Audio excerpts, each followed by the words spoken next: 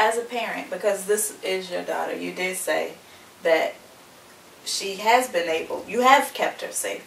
So how, can you talk a little bit about how you did that? I mean, I know that you're very strategic in how you rear your children.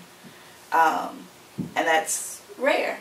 Most parents that I know of leave things to chance. And I know that's something that we talk about a lot, leaving things to chance. Right. So how did you make sure or ensure that she wasn't in different scenarios when it came to sexual situations? I kept my children with adult supervision. Okay. They had very little unsupervised time. They were constantly in constructive things that were supervised by adults, not only who were in charge of programs, Okay. but by adults that we had aligned family relationships with. I co-reared my children in a collective of families. Okay. I made sure that my children were physically fit, that they were confident. I raised them from early ages to use their voices, my daughters and my sons. Speak up for yourself. You know, I gave them the gift of entitlement to personal space, the entitlement to privacy, that everyone who loved them respected, no matter how young they were. There was always the option for them to talk back, not to be disrespectful, but to, hey, defend yourself verbally. Yes. Become capable of defending yourself physically. Be willing to leave. I definitely insisted my daughters were willing to leave. You got to be willing to leave. And I also had a rule in the house, and I still hold it even now, that if my daughter, teenage daughter, found herself doing something stupid, I always said we all have the right to do something stupid, and we always have the right to make it stop. Everybody has done it. We've all done stupid stuff. But if you are not where I think you are, if you're not where you're supposed to be, and you suddenly feel unsafe, if you call and say, I need you to pick me up, no questions asked, you got to ride. That's rare. But you got to be willing to do that. You got to be willing. You can't be on the phone talking about, you're where? Well, what are you doing there? Yeah. Where were you supposed to be? Da, da, da. Because every second, you have to think, put yourself in that young lady's shoes. Look, what did it take for me to pick up this phone and have to say, I know she thinks I'm at my friend's house. Yeah.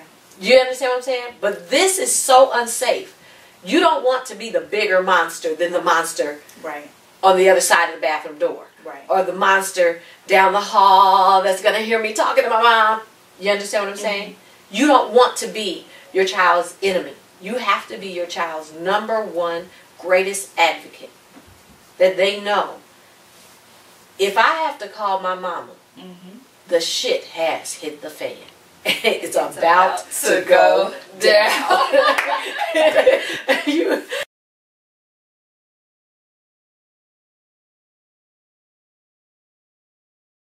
What additional do you suggest? That's true of sons too. Because sons are assaulted sexually as well. Yes. By older males and by females. Yes. There are female predators. So, making sure your children know is born out of them being able to rely on you in small things. Okay. And teaching them the difference between a friend-sized problem and a mommy-sized problem. Okay.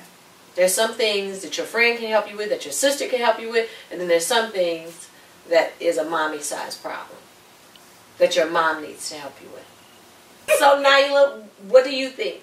I think do you think you could rely on your mom if you called her in an emergency situation, and why? What things in your life gave you that confidence? Just as you said, past experiences with small things, being able to rely on you when it was something petty, honestly, or just something that wasn't necessarily a mommy-sized problem, but I still kind of wanted you there for that, or wanted your input or opinion or something like that. just knowing that you would always be there to handle the situation or do what you're supposed to do in that situation to help me do what I'm supposed to do and get where I'm supposed to be.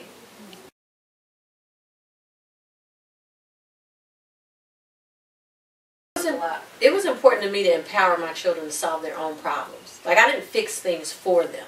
Right. But I was always there, and I would always tell them, I've got your back. Mm-hmm. Like, I used to tell my older children, I used to tell them that every day. And every book I write, I think in the front of it, it's what I tell my children. I used to tell them that literally every day. Do your best. Have a great day. Remember that I'm always proud of you. I love you much. And don't forget, I've got your back.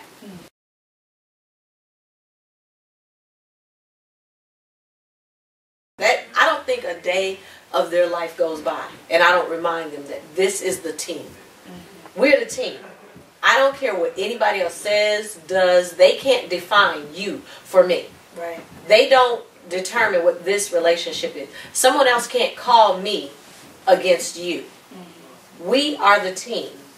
But you know what? Something you said, or I've heard you say in the past that I think is very important and something different, is that you always advocate on behalf of your children. Whenever Yes. there's a situation between an adult and your child, you're always on your child's side. Yes. And I think that's something different.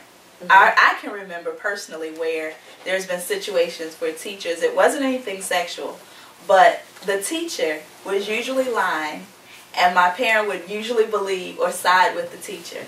And I was just like, when I heard you say that no matter what, you side with your child, and you do it openly. It's not Absolutely. a secret. You know, you do it in front of the child. Yes. That's vitally important. Because they need to see me be their defender. It has to happen that way. They have to know. Because that's when they know they have a weapon that nobody else has. And I used to tell people, if you gave my children a choice, if they had a problem, and you told them, okay, you can call the police, you can call the army, you can call your mom. They go call their mama. Most definitely. Call my mom. Each and every time.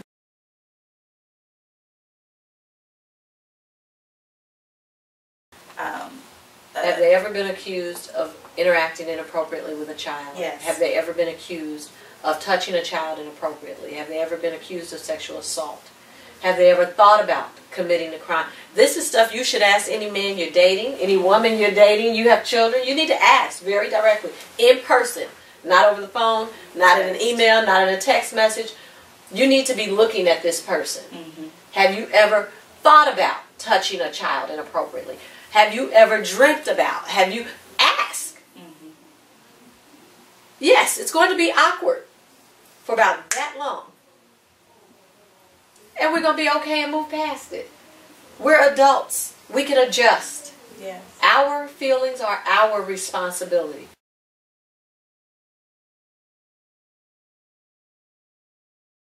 In this moment, you can tell me the truth without penalty. An adult can tell me, I have been accused, but the case was dismissed. And that's fine and well. However, I can't let you be here. You can't be here. That's a risk factor we're not willing to take. And that is the bottom line. It's non-negotiable. There's no way around it. That's it.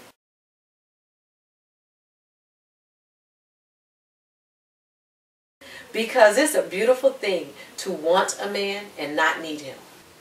And wanting a man is something that a woman has to develop into.